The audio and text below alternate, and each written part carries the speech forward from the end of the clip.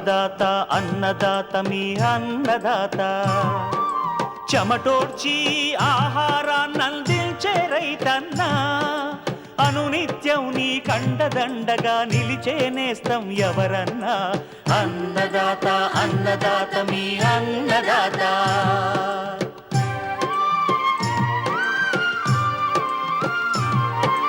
నూతన రీతుల సాగుబడికి నూరింతలు పెరిగే దిగుబడికి సూచనలిచ్చే సస్య రక్షణకు పశు పోషణకి శాస్త్ర విజ్ఞానం అందించి ముందుకు నడిపే తెలుగు రైతు భారతదేశానికి మకుటం అయ్యేలా తీర్చిదిద్దే ఆశయంతో మిమ్ము మేలు కొలిపేది అన్నదాత అన్నదాత అన్నదాత మీ అన్నదాత అన్నదాత అన్నదాత మీ అన్నదాత.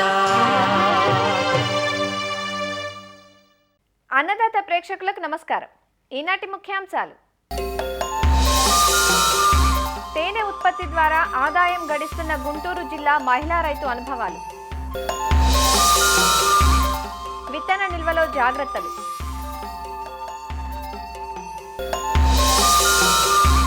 వేసవిలో లోతు దుక్కుల ప్రాముఖ్యత, అనువైన పరికరాలు, ఇంకా జై కిసాన్ వ్యవసాయ సమాచారం.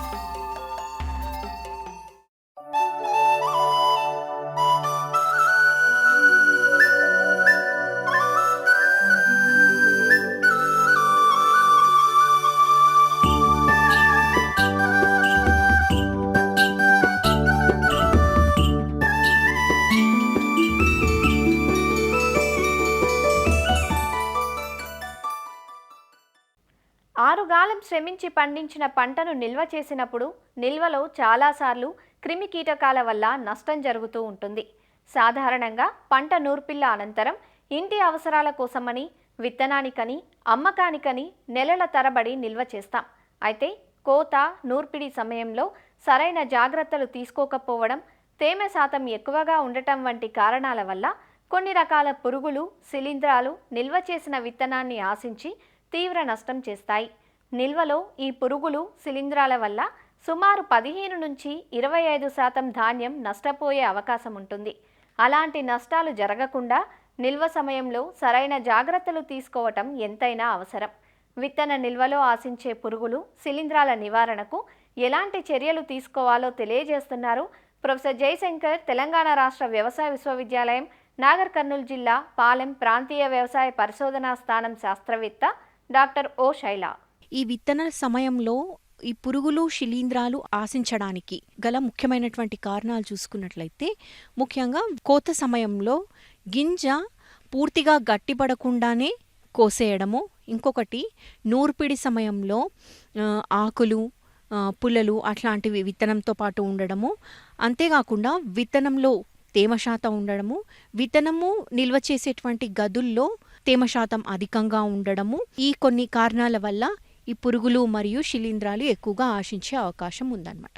విత్తన సమయంలో ఆశించేటువంటి పురుగుల్ని చూసుకున్నట్లయితే వడ్ల చిలుక, ఆ తర్వాత ముక్కు పురుగు, నుసి పురుగు, అంతేకాకుండా అపరాలు నాశించేటువంటి పుచ్చు పురుగు మరియు వేరుశనగ నాశించేటువంటి పుచ్చు పురుగు. అయితే ముఖ్యంగా ఈ విత్తన నిల్వ సమయంలో ఈ పురుగుల్ని నివారించడానికి తీసుకోవాల్సినటువంటి జాగ్రత్తల్ని చూసుకున్నట్లయితే, నూర్పిడి సమయంలోనే ఆకులు కానీ, పుల్లలు కానీ, ఇతర పదార్థాలు ఈ గింజలోకి రాకుండా, విత్తనంలోకి రాకుండా చూసుకోవాలి. ముఖ్యంగా వరిలో 13%, మొక్కజొన్నలో 12%, అపరాలలో 9% కంటే తేమ మించకుండా గింజను జాగ్రత్తగా ఎండబెట్టుకోవాలి. ఆ తర్వాత ఎండిన విత్తనాన్ని వీలైతే కొత్త సంచుల్లో నిల్వ చేసుకోవడము మంచిది. అంతేకాకుండా ఈ గింజలని సంచుల్లో నిల్వ చేసే ముందు సంచుల్ని మాలిథియాన్ మందులో నానబెట్టి అవి ఆరిన తర్వాత ఆ సంచుల్లో గింజల్ని నిల్వ చేయాలి. అంతేకాకుండా నిల్వ చేసేటువంటి ఈ గదులు, ఈ గోదాములు ఏవైతే ఉన్నాయో అవి శుభ్రంగా ఉండేట్టు చూసుకోవాలి. మంచి వెంటిలేషన్, గాలి, వెలుతురు ప్రసరణ సరిగ్గా ఉండేట్టు చూసుకోవాలి. రంధ్రాల నుంచి ఎలుకలు వచ్చే అవకాశం లేకుండా ఆ రంధ్రాలను పూడ్చుకోవాలి సున్నంతో. అంతేకాకుండా ముఖ్యంగా వర్షాకాలంలో ఈ తేమ అనేది గింజల పైన పడకుండా చూసుకోవాలి. ఈ డ్యాంప్ రూమ్లలో గింజల్ని నిల్వ చేయకూడదు. ఒకవేళ విత్తనాన్ని తర్వాత సీజన్కి విత్తనం కొరకు వాడేటట్లయితే 10 మిల్లీలీటర్ల మలేథియాను 1 లీటర్ నీటిలో కలుపుకొని నేలపైన, సంచులపైన మరియు గోడలపైన పిచికారీ చేసుకోవాలి. అంతేకాకుండా ఈ విత్తన నిల్వ ఉంచేటువంటి గదుల్ని ఫ్యూమిగేట్ చేసుకోవచ్చు. ముఖ్యంగా ఏంటి అనంటే 1 టన్ను విత్తనం పైన, ఈ విత్తన సంచుల పైన 3 అల్యూమినియం ఫాస్ఫైడ్ అనేటువంటి ట్యాబ్లెట్స్ని పెట్టి దానిపైన పాలిథిన్ కవర్స్ని కప్పాలి. వారం రోజుల తర్వాత ఈ పాలిథిన్ షీట్స్ని తీసేసి తలుపుల్ని, కిటికీల్ని తీసేసి గాలి సరిగ్గా సోకే విధంగా గదిని వదిలేయాలి. ఈ విధంగా మనము నిల్వ చేసేటువంటి గోడామ్స్ని కానీ గదుల్ని కానీ ఫ్యూమిగేట్ చేసుకొని పురుగుల్ని నివారించవచ్చు. శిలీంధ్రాల్లో ముఖ్యంగా నిల్వ సమయంలో ఆశించేటువంటి చూసుకున్నట్లయితే ఆస్పర్జిల్లస్ మరియు పెన్సిలియము. ఇవి ఎటువంటి కండిషన్స్లో విత్తనాన్ని ఆశిస్తాయంటే విత్తనం గట్టిపడకుండా కోసినప్పుడు, విత్తనంలో తేమ శాతం ఎక్కువగా ఉన్నప్పుడు, పురుగులు ఆశించినప్పుడు, ఇలాంటి సమయాల్లో ఎక్కువగా ఈ శిలీంధ్రాలు ఆశిస్తూ ఉంటాయి. అయితే ఈ శిలీంధ్రాలు ఆశించడం వల్ల జరిగే నష్టాలని చూసుకున్నట్లయితే ముఖ్యంగా ఏంటి అనంటే విత్తనం యొక్క రంగు మారుతూ ఉంటుంది. అంతేకాకుండా వాసన కూడా వస్తూ ఉంటుంది. పైన పొరపోయినటువంటి, పగిలిపోయినటువంటి విత్తనాల్లో ఈ శిలీంధ్రాలు ఎక్కువగా ఆశిస్తూ ఉంటాయి. ఈ విత్తనాలు తేమ అధికంగా ఉన్నప్పుడు ఈ శిలీంధ్రాలు ఎక్కువగా ఆశిస్తూ ఉంటాయి. కాబట్టి లోపటి నుంచి వచ్చేటువంటి ఉష్ణోగ్రత వల్ల ఈ తేమ, ఉష్ణోగ్రత కలిసి విత్తనం అంతా గడ్డలుగా ఏర్పడడం జరుగుతుంది. ఈ విధంగా విత్తనం యొక్క నాణ్యతను చాలా తగ్గిస్తూ వస్తుందన్నమాట. అయితే ఈ శిలీంధ్రాలను నివారించడానికి ముఖ్యంగా విత్తనంలో తేమ శాతము తక్కువగా ఉండేటట్టు చూసుకోవాలి. విత్తనం నిల్వ చేసేటువంటి గదుల్లో 60% కంటే తక్కువ తేమ ఉండేటట్లు చూసుకోవాలి. ఇంకా అంతేకాకుండా ఉష్ణోగ్రత తక్కువగా ఉన్నటువంటి ప్లేసెస్లో, అంటే కోల్డ్ స్టోరేజెస్లో ఉష్ణోగ్రత 10 కంటే తక్కువ శాతం ఉన్నటువంటి స్థలాల్లో ఈ విత్తనాన్ని నిల్వ చేసుకోవచ్చు. ఎక్కువ కాలం విత్తనాన్ని నిల్వ చేయాల్సి వస్తే మధ్య మధ్యలో ఎండలో ఈ విత్తనాన్ని ఎండబెట్టుకుంటూ ఉండాలి. ఈ విధంగా తగు జాగ్రత్తలు తీసుకున్నట్లయితే ఎక్కువ కాలము విత్తనాన్ని నిల్వ చేసుకోవచ్చు.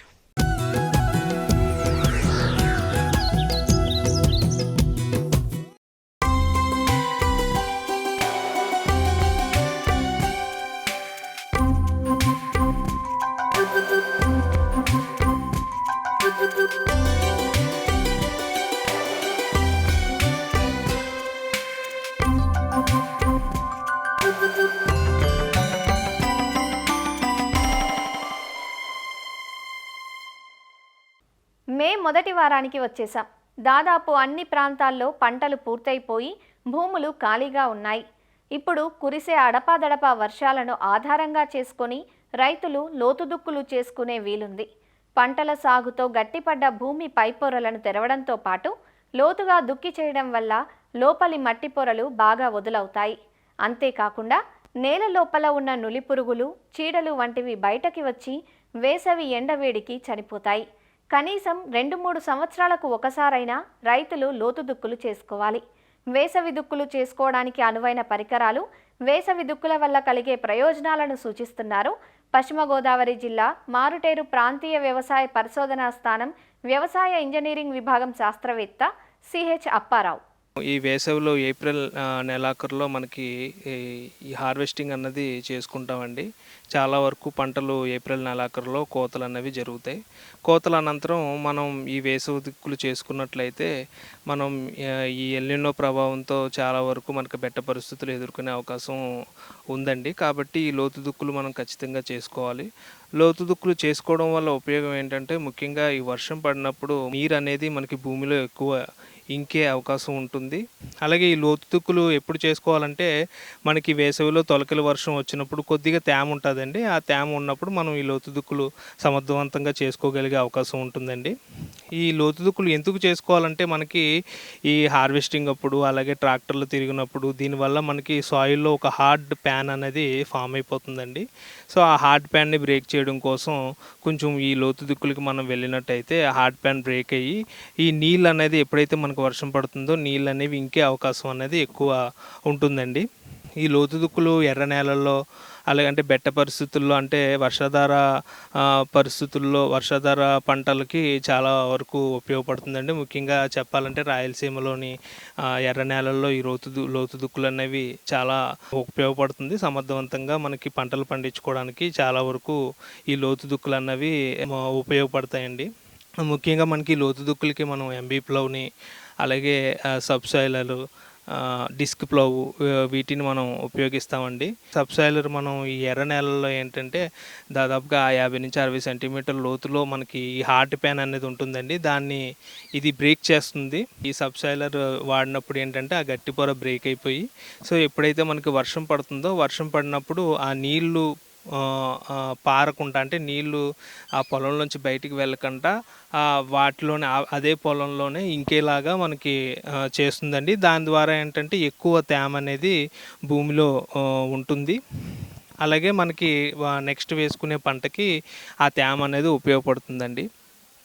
అలాగే ఈ లోతు దుక్కులు చేసుకోవడం వల్ల ఏమవుతుందంటే ఈ నేలలో ఉండే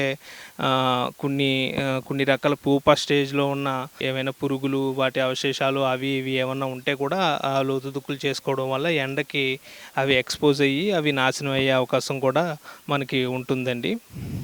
సో ముఖ్యంగా మనకి ఈ ఎల్నినో ప్రభావంతో ఈ బెట్ట పరిస్థితులు ఎదుర్కొనే అవకాశం ఉంది కాబట్టి ఖచ్చితంగా రైతులందరూ కూడా ఈ లోతు దుక్కులు అన్నవి ఖచ్చితంగా పాటించాలని కోరుకుంటున్నానండి.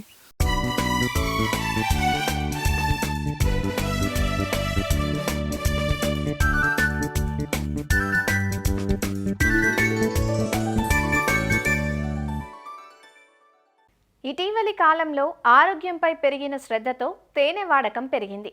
అయితే మార్కెట్లో లభించే కల్తీ సరుకు తప్ప నాణ్యమైన స్వచ్ఛమైన తేనె కోసం వెతుకులాట మాత్రం తప్పటం లేదు. సరిగ్గా ఈ అవకాశాన్నే ఆదాయ మార్గంగా మలుచుకుంటున్నారు కొందరు ఔత్సాహికులు. తేనెటీగల పెంపకంలో శిక్షణ తీసుకొని పరిశ్రమను స్థాపించి తీయని లాభాలను సొంతం చేసుకుంటున్నారు. అలా గుంటూరు జిల్లా తెనాలికి చెందిన ఓ మహిళా ఔత్సాహికురాలు తేనె పరిశ్రమలో రాణిస్తున్నారు. అగ్రికల్చర్ బీటెక్ చేసిన ఆమె తేనెటీగల పెంపకం ప్రారంభించడానికి గల కారణాలు, పెంపకాన్ని ఏ విధంగా కొనసాగిస్తున్నారో, తీయని తేనె తన జీవితంలో తీపిని ఎలా పెంచిందో ఆమె మాటల్లోనే తెలుసుకుందాం.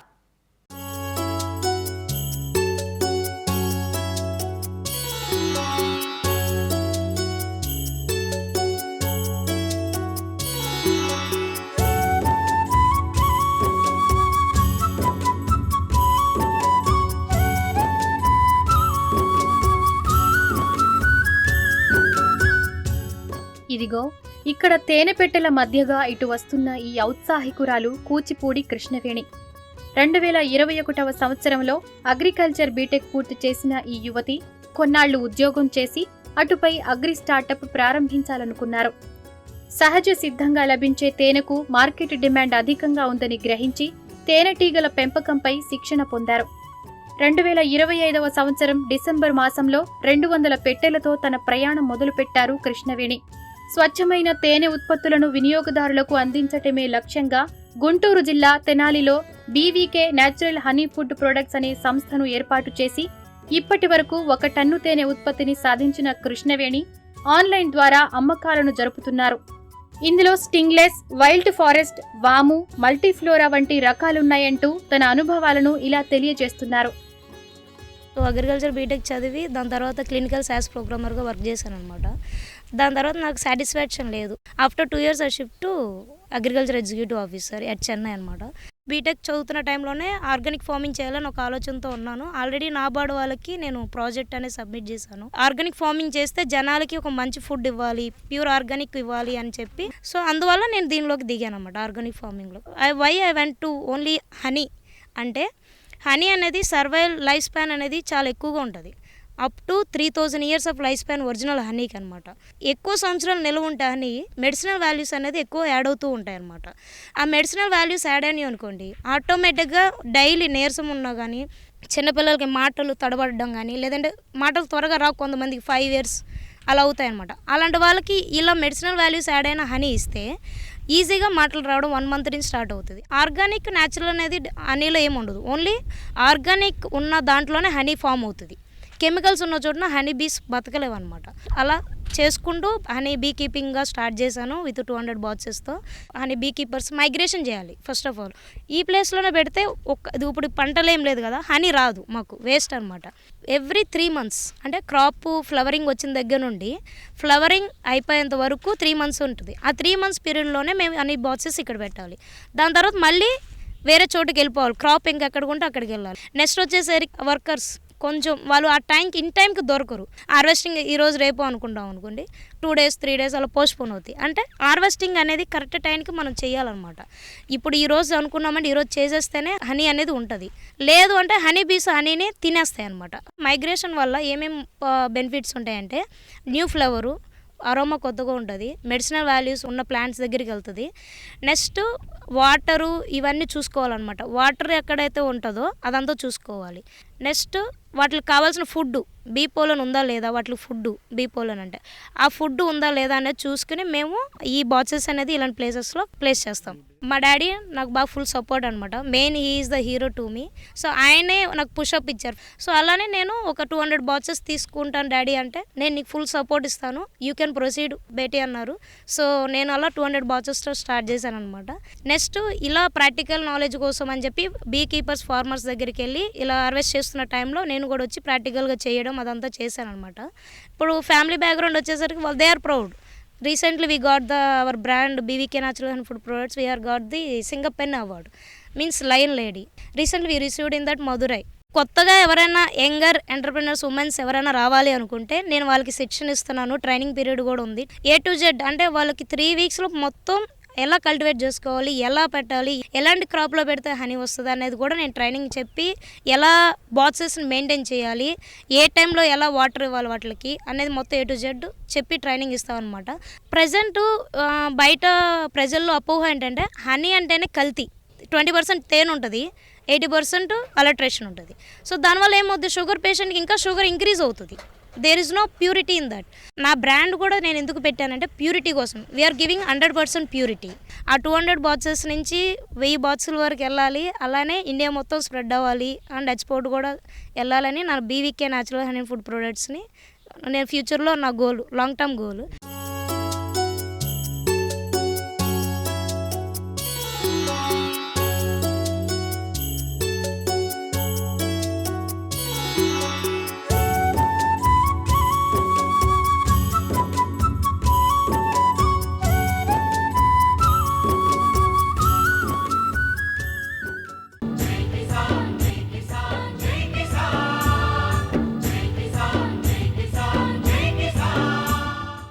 వ్యవసాయ సమాచారం ఇప్పుడు జై కిసాన్లో చూద్దాం.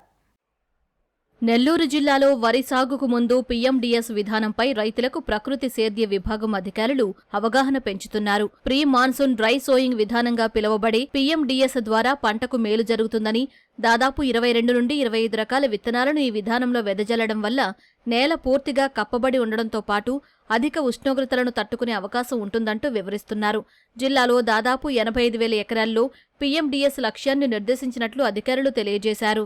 ముఖ్యంగా ఏదైతే ఈ రాబోయే కాలంలో ఎలినో ప్రభావం అనేటువంటిది వాతావరణ శాఖ నుంచి వచ్చినటువంటి సూచనల మేరకు మరియు రాష్ట్ర స్థాయి అధికారుల యొక్క ఆదేశాల ప్రకారం పీఎండీఎస్ అంటే ప్రీ మాన్సూన్ డ్రై సోయింగ్, ఏదైతే నేలని 365 రోజులు గ్రీన్ కవర్తో కప్పి ఉంచటం ఒకటి, అట్లాగే అధిక ఉష్ణోగ్రతలను తగ్గించటము, నేలలో ఉన్నటువంటి పోషకాలు డైరెక్ట్గా ఎవాపరేషన్ కాకుండా ఆపుకోవటానికి బయోడైవర్సిటీని పెంచటము, మైక్రోబియల్ యాక్టివిటీని పెంపొందించటము, ఇటువంటి అనేక ఉపయోగాలు ఉన్నటువంటి ఈ ప్రీ మాన్సూన్ డ్రై సోయింగ్ని జిల్లాలో విస్తృతంగా చేపట్టడం జరిగింది. దీనిలో భాగంగా మనకు జిల్లాకి 85,000 ఎకరాలని లక్ష్యంగా నిర్దేశించున్నారు. ఇది మనం జూన్ జూలై నెలాఖర్లకి పూర్తి చేయాల్సి ఉంటుంది. ఏదైతే ఇప్పుడు వరి కోతలు జరుగుతున్నాయో ఆ ప్రాంతాల్లో వరి కోసేటువంటి దానికంటే ముందుగానే 22 నుంచి 25 రకాలైనటువంటి ఈ ప్రీ మాన్సూన్ డ్రై సోయింగ్ కిట్స్ని రైతుల ద్వారా చెల్లించడం జరుగుతుంది. ఇప్పటి వరకు కూడా జిల్లాలో ఈ 85,000 లక్ష్యానికి 16,000 ఎకరాల్లో చెల్లించటం జరిగింది. అదేవిధంగా మెట్ట ప్రాంతాల్లో వచ్చేసి వర్షాభావ పరిస్థితులు ఎక్కువ ఉంటాయి, నేలలో తేమ శాతం తక్కువగా ఉంటుంది కాబట్టి అక్కడ విత్తన గుళికల్ని తయారు చేసి చెల్లించటం జరుగుతుంది. ఈ విత్తన గుళికలు అనేటువంటివి బంకమట్టి, అట్లాగే ఘనజీవామృతము, బీజామృతము, అట్లాగే బూడిద, ఈ 4 రకాలైనటువంటి పదార్థాలతో తయారు చేసి మెట్ట ప్రాంతాల్లో అది ఒక 3,600 ఎకరాల్లో మనం చెల్లించటం జరుగుతుంది. కరువు సీమలో భూగర్భ జలాలు అడుగంటిపోతున్నాయి. ఏళ్లుగా పెంచిన చీనీ తోటలన్నీ చుక్క నీరు లేక నిలువునా ఎండిపోతున్నాయి. నిండు కాపుతో ఉన్న చెట్లకు కనీస తడులు అందించలేని పరిస్థితి ఏర్పడిందంటూ అనంతపురం జిల్లా రైతులు ఆందోళన చెందుతున్నారు. ఉమ్మడి అనంతపురం జిల్లాలో అత్యధికంగా బత్తాయి సాగయ్యే గార్లదిన్నె మండలంలో సాగునీరు లేక రైతులు ట్యాంకర్లను ఆశ్రయిస్తున్నారు. ఎండ తీవ్రత పెరగడంతో నీరు త్వరగా ఆవిరైపోతుందని, దీంతో ట్యాంకర్ల కోసం వేలల్లో ఖర్చు పెట్టాల్సి వస్తోందంటూ వాపోతున్నారు. నీళ్ళతో చాలా ఇబ్బంది పడుతున్నాం సార్. మేము 3 సంవత్సరాలు ఏం సార్ 20 లక్షల వరకు పెట్టుబడి పెట్టినాము. ఏం పెట్టిండే పెట్టుబడి కానీ రాలేదు సార్. అవి ఆ మార్కెట్ లేకపోతే అవి కాయలు మెత్తగుండాయి, అది ఇదని చెప్పి రేటు చాలా తీసేస్తాను.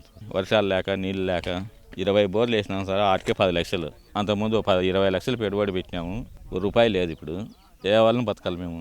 ఇప్పుడు ఇంచున్నారో 1 గంట సేపు 2 గంటల సేపు వస్తాయి సార్, అంతే. అవి ఎక్కడ సాలడం లేదు. అది అందుకే తోలించుకుంటున్నాం సార్. ఓ ట్యాంకర్కి 800తో సార్, అట్లా రోజుకు 10 ట్యాంకర్లు తోలిస్తున్నాము. తోలిచ్చి మళ్ళీ దానికి మోటార్లు వేసి మళ్ళీ పక్కకు చెట్లకు కూడా తడుపుతున్నాం సార్. అట్లా 3 ఎకరాల చీనీ చెట్లకు గాను 10 ట్యాంకులు డైలీ తోలవలసింది వచ్చింది.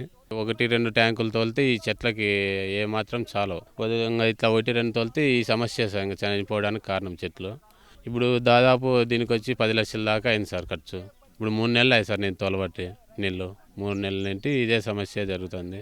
మాకు వచ్చేసి కాలం నుండి చెరువులు నీళ్ళు వదిలిస్తే సన్నకారు రైతులంతా బాగుపడతాం సార్. నేను ఒక 5 ఎకరాలు చిన్న తోట పెట్టినాను సార్. 5 ఎకరాల చిన్న తోటలో నీళ్లు రావడం లేదు, ట్యాంకులతో తోలుకుంటున్నాను. 5 ఎకరాల చిన్న చెట్లు చాలా ఎండిపోతున్నాయి సార్. మొన్నటి వరకు కనీసం ఉంటే 60 ట్యాంకులు తోలినాను. ప్రభుత్వం సహకరించి మాకి కెనాల్ నుంచి పిఎఫ్బిఆర్ డ్యామ్ నుంచి కానీ ఒక తుమ్మిచ్చినారు. ఎర్రగుంట అవుతుట్టు మురిగినీళ్ళపల్లి దగ్గర నుంచి కానీ తుమ్ము తీసుకుంటే కేసీ కెనాల్ పెనక్చర్ డ్యామ్ నుంచి ఒకవేళ సదుపాయం చేస్తే మాకు 3 చెరువులకు ఉపయోగపడేటువంటి నీళ్ళు వస్తాయి. జిల్లాలో అధిక ఉష్ణోగ్రతల ప్రభావంతో భూగర్భ జలాలు అడుగంటిపోతున్నాయి. ఉద్యాన పంటల హబ్గా రికార్డుల్లో ఉన్న అనంతపురం జిల్లాలో గత ఏడాది వర్షపాతం బాగా తగ్గడంతో ఆ ప్రభావం ఈసారి భూగర్భ జలాలపై పడింది. జిల్లా వ్యాప్తంగా 1.22 లక్షల ఎకరాల్లో బత్తాయిని సాగు చేస్తుండగా ఒక్క గార్లదిన్నె మండలంలోనే 7,900 హెక్టార్ల వరకు సాగవుతోంది. ఏటా సీజన్లో గార్లదిన్నె, తాడిపత్రి మండలాల నుంచి ఉత్తరాది రాష్ట్రాలకు బత్తాయిని ఎగుమతి చేస్తూ ఉంటారు. వేసవికాలం ప్రారంభంలో టన్ను 28,000 నుంచి మొదలైన ధర ప్రస్తుతం 47,000కు చేరింది. పెరిగిన ధరలను చూసి ఆశపడేలోపు కనీస దిగుబడులు కూడా తీసుకునే పరిస్థితి లేకపోయిందని రైతులు తీవ్ర ఆందోళన చెందుతున్నారు. ₹1,00,000 ఖర్చు పెట్టినాము, 300 చెట్లు పోయినాయి సార్. నీళ్లు లేక సార్ 10 ట్యాంకులు తోలుతున్నాం సార్. రోజును 4,000 5,000 ఇస్తాం సార్ ఖర్చు. సొంతం టాటర్ ఉంది సార్. ట్యాంకు ₹7,000 ట్యాంకుకి. 2 నెలలు సార్ తోలబట్టి. 2 ఎకరాల్లో 400 చిన్న చెట్లు పెట్టినాము. 6 బోర్లు వేసినాము, 500 అడుగులు ఒకటి. అర్ధగంట స్టోరేజ్ వస్తాయి సార్. మనకి వర్షాభావం లేదు కాబట్టి నీళ్ళు పారం లేదు. నీళ్ళు తోలీలంటే ఒక ట్యాంకర్కి ₹1000 చొప్పున రోజు 4 ట్రాక్టర్లు తోలించుకుంటున్నాము. ఇంకా తోలిలాక కాయలు పీకేసి 20,000తోనే ఇచ్చేసినాం సార్. గవర్నమెంట్ ఏమైనా స్పందించి ఇక్కడ పిఆర్డి డ్యాము వల్ల ఏమన్నా నీళ్ళు సహాయం చేస్తే మనకి ఇబ్బంది లేకుండా ఉంటుంది, నీటి సహాయం అని కోరుతున్నాను. ప్రధానంగా చీనీ రైతులకు సంబంధించిన తీవ్రమైన సంక్షోభం ఎదుర్కొంటున్నటువంటి పరిస్థితి. అత్యధిక భాగం సింగనమల నియోజకవర్గంలో ఉన్నటువంటి చీనీ రైతులు ఈ సంవత్సరం సంబంధించి లక్షలాది రూపాయలు అదనంగా పెట్టుబడి పెడుతున్నారు. భూగర్భ జలాలు అడుగంటిపోవడంతో వేలాది ఎకరాల్లో పంటలు ఎండిపోతుంటే ఆ పంటలను కాపాడుకోవడానికి ట్యాంకర్లకు లక్షలాది రూపాయలు ఖర్చు పెడుతున్న పరిస్థితి. ఒక్కొక్క ట్యాంకర్ కనీసం ₹1,000 రైతులు ఖర్చు పెడుతున్నటువంటి పరిస్థితి. కొంతమంది సొంత ట్యాంకర్ ఉంటే 600-700 ఖర్చు పెడుతున్నారు. లేని వాళ్ళు అయితే ₹1,000 ఖర్చు పెడుతున్నారు. మేము ఇక్కడ అడుగుతున్న కొంతమంది రైతులని ఒక్కొక్క రైతు ₹3 లక్షల దాకా నీరు నీళ్ళ ద్వారా ట్యాంకర్లు తోలుకోవడానికి ఖర్చు పెడుతున్నారంటే పరిస్థితి ఏ విధంగా ఉందో ప్రభుత్వం అర్థం చేసుకోవాలని చెప్పేసి కోరుతున్నాం. తక్షణం సాయం కింద ట్యాంకర్లకు సంబంధించి తోలుకున్న రైతులకు 1000 రూపాయలు ప్రతి ట్యాంకర్కి ఇవ్వాలా. నీళ్ళకు సంబంధించి లేదా ట్యాంకర్ల ద్వారా నీళ్ళైనా ప్రభుత్వం సరఫరా చేయాలి. గతంలో కొద్దిగా ఆందోళన చేసినప్పుడు కొన్ని చోట్ల ఇట్లాంటి పరిస్థితి వచ్చినప్పుడు ట్యాంకర్ల ద్వారా నీళ్ళు అందించిన పరిస్థితి ఉంది. ఇప్పటికైనా ప్రభుత్వం అట్లాంటి చర్యలు తీసుకోవాలా. రైతుల ఆందోళన పోకోకుండా రైతులను కాపాడడానికి చర్యలు తీసుకోవాలని చెప్పేసి కోరుతాం. ఈసారి ఎల్నినో ప్రభావంతో జూన్లో కూడా ఉష్ణోగ్రతలు కొనసాగుతాయనే వాతావరణ శాఖ వార్తలతో రైతుల్లో మరింత కలవరం మొదలైంది. సమీప చెరువులకు నీళ్లు అందిస్తే పంటలకు జీవతడులు అందుతాయంటూ రైతులు వేడుకుంటున్నారు. మరిన్ని విభిన్న అంశాలతో రేపటి అన్నదాతలో మళ్ళీ కలుసుకుందాం. నమస్కారం. అన్నదాతలు తమ సందేహాలు సమస్యలను 1800-425-4085 టోల్ ఫ్రీ నెంబర్లో ఉదయం 10 గంటల నుంచి 11 గంటల మధ్య పని దినాలలో సంప్రదించగలరు. ఈ కార్యక్రమాన్ని యూట్యూబ్లో www.youtube.com/annadaata ETV లింక్ ద్వారా వీక్షించవచ్చు.